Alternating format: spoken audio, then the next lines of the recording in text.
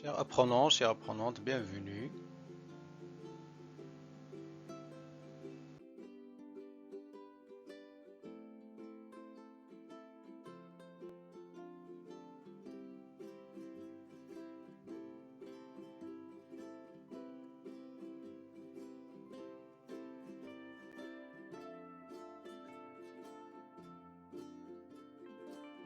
De s'abonner et de s'enregistrer pour recevoir des nouveautés sur votre chaîne.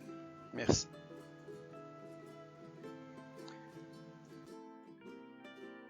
Aujourd'hui, je vais vous présenter une leçon de lecture intitulée Identifier la description d'un objet de la première année de cycle secondaire collégial. Alors, tout d'abord, on va commencer par le texte de départ. Fabriqué en nickel, il se compose d'un lisse boîtier rond et gris dans lequel de petites roues dentées en argent s'engrainent au fond mouvoir de légères aiguilles pointues et droites sur un cadran blanc présentant 60 divisions, chacune d'elles représentant une minute. Afin que la poussière ou tout autre objet n'empêche le mouvement des aiguilles, on place un morceau de verre mince qui interdit toute communication avec l'intérieur. C'est un instrument qui indique l'heure. Voilà, c'est le texte de base. Si vous avez bien remarqué, on a ici un certain nombre d'expressions écrites en différentes couleurs. Bon, si vous avez bien des expressions en bleu, en rouge, en jaune, vert. Bon, chaque groupe a une fonction, bien est un élément très important pour décrire un objet. Alors, n'oubliez pas de mettre la vidéo en pause pour lire et relire le texte avant de découvrir les autres éléments de notre leçon.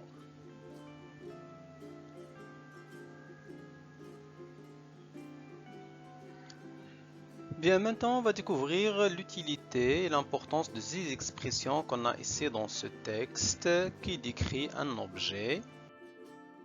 Voilà, alors pour décrire un objet, on pose des questions. Qu'est-ce que c'est? Elle est comment? Elle a quelle forme?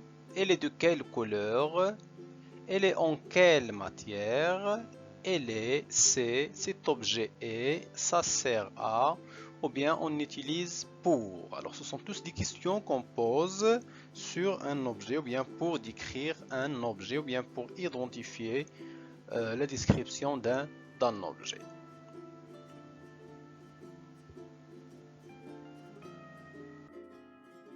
Voilà, dans ce tableau, on a essayé de répondre aux questions qu'on a posées concernant l'objet décrit dans le texte.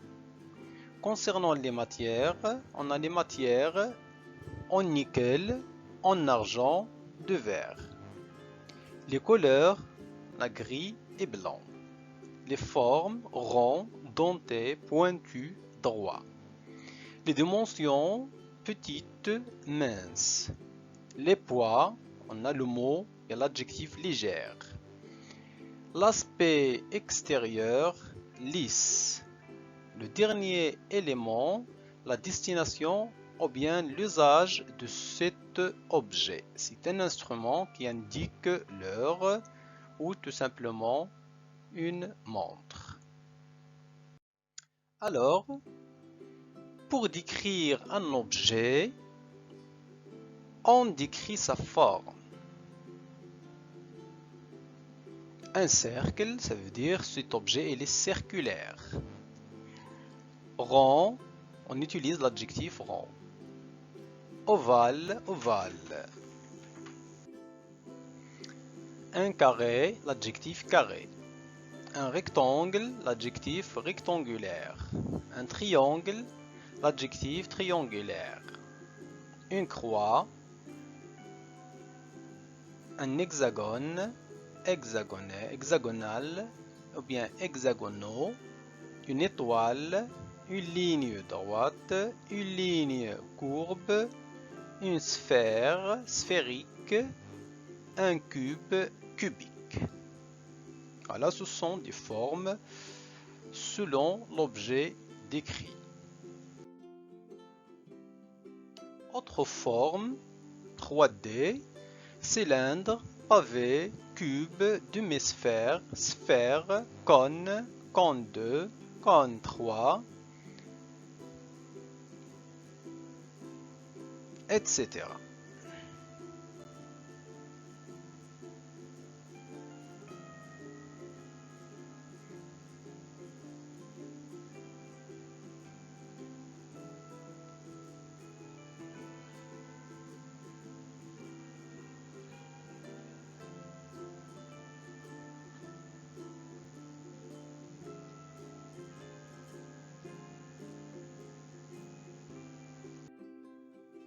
Voilà, maintenant qu'on a vu les différentes formes géométriques, passons à l'élément numéro 2. Alors, pour décrire un objet, on décrit ses dimensions et les matières dont il est fabriqué. Taille, dimension, on pose la question, quelle est la taille de cet objet? Bien, il est plutôt bien, il a une partie petite ou grande, minuscule ou géant, énorme, haut, bas, long, court, large, étroit, mince, gros, lourd, légère.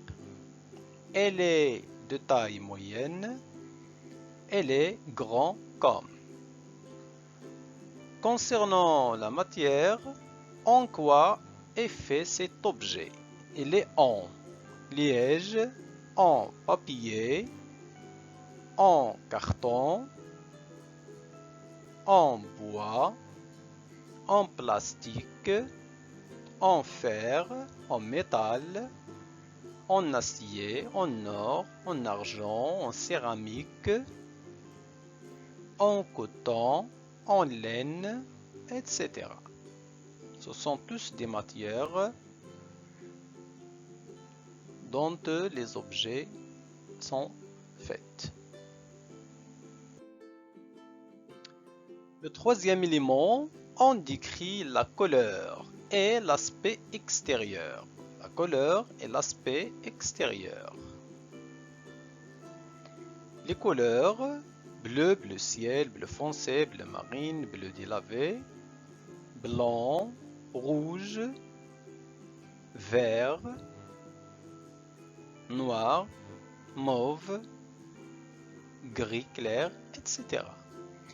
Concernant l'aspect extérieur, c'est dur, bien doux, mou, épineux, à bosse, lisse, rugueux, inégal, etc. C'est l'aspect extérieur.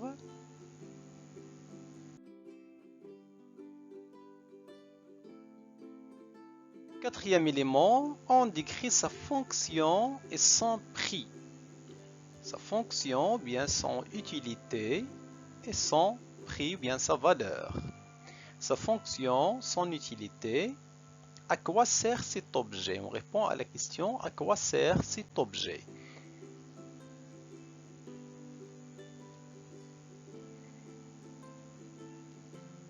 Quelle est sa fonction? On l'utilise pour quoi? Ça sert à quoi? On l'utilise pour plus un verbe à l'infinitif.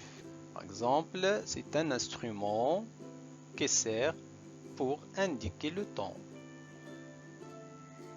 On l'utilise quand on l'utilise dans.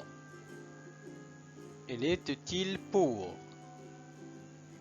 C'est un truc pour. C'est un machin pour. C'est une machine plutôt pour. Son prix, combien coûte cet objet? Il coûte environ 15 euros, 1000 euros, 200 euros. Elle est chère, ou bien elle est bon marché. C'est sa valeur, ou bien son prix. Bien, maintenant, passons aux exercices. Bon, regardez bien et observez ces objets qu'on a.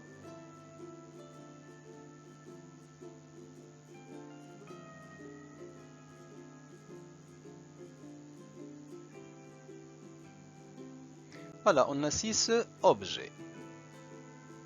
Bon, on va deviner de quel objet s'agit-il dans chaque paragraphe.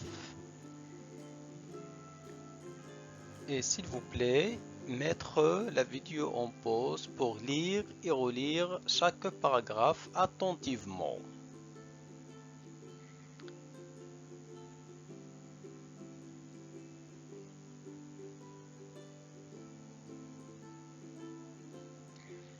Je suis un petit objet plein d'énergie.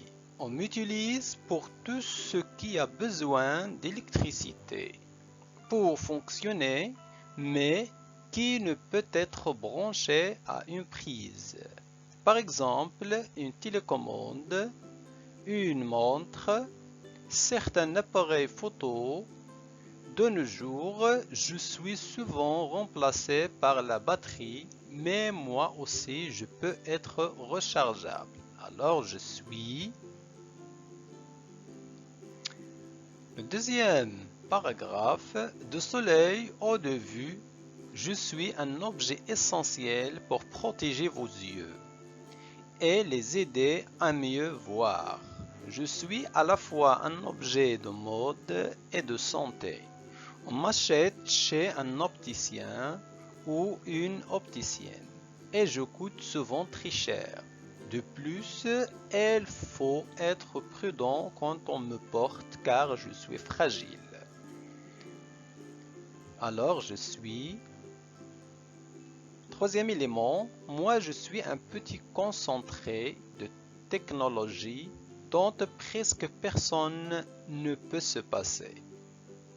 Je peux vous permettre d'appeler vos amis, de prendre des photos, d'effectuer des recherches internet et beaucoup d'autres choses encore.